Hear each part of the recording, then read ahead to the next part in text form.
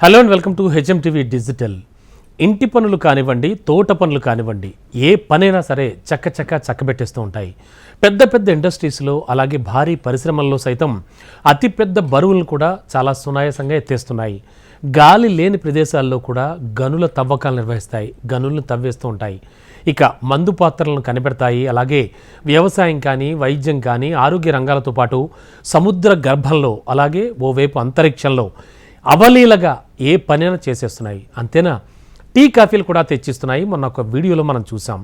ఇక సిటీలో అంటే ఒక పర్టికులర్ సిటీలో మనం ఏం చూడాలో కూడా చెప్పేస్తున్నాయి. అచ్చం మనిషిలా కనిపించడమే కాదు, అలాగే ఆలోచిస్తూ అబ్బురపరుస్తూ సొసైటీలో సాటి పౌరులుగా మారబోతున్నటువంటి రోబోట్స్ గురించి ఎంత చెప్పుకున్నా తక్కువ అవుతుంది.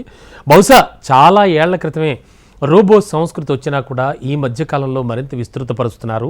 టెక్నాలజీ విపరీతంగా డెవలప్ అవుతున్న ప్రస్తుత తరుణంలో రోబోస్ అన్నింటా కూడా రాజ్యం వెళుతూ ఉన్నాయి. ఇక రానున్న రోజుల్లో అయితే అద్భుతాలు చేయగలవని చాలామంది అభిప్రాయపడుతున్నారు ఈ రోబోస్కు సంబంధించి. మరి ఇన్ని పనులు చేయబోతున్నటువంటి మనిషిని పోలే రోబోల తయారీకి సంబంధించి శాస్త్రవేత్తలు సరికొత్త పరిశోధనలు చేస్తూనే ఉన్నారు. ఈ పరిశోధనల్లో భాగంగా రోబోలు మొన్నటికి మొన్న మనం చూసాం.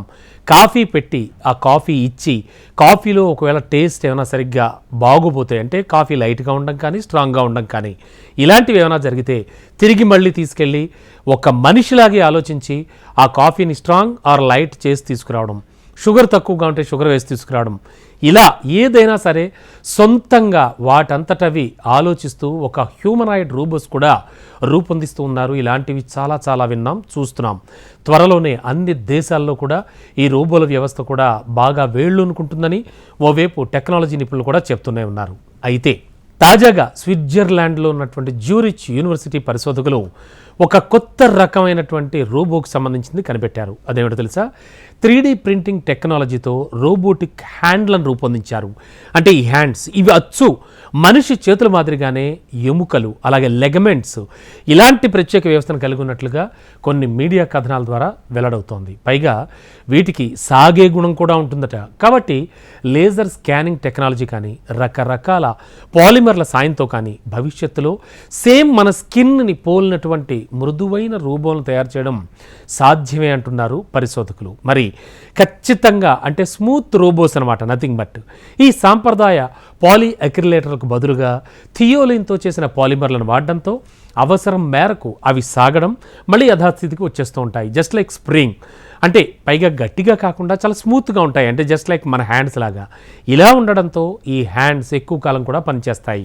సాంప్రదాయ రోబోలు గట్టిగా ఉంటాయి కాబట్టి వాటితో కలిసి పనిచేసేటప్పుడు మనకి చిన్న చితక గాయాలు కూడా అవుతూ ఉంటాయి. కానీ ఇప్పుడు నేను చెప్తున్న ఈ కొత్త రకం రోబోలతో అలాంటివేవీ ఉండవు.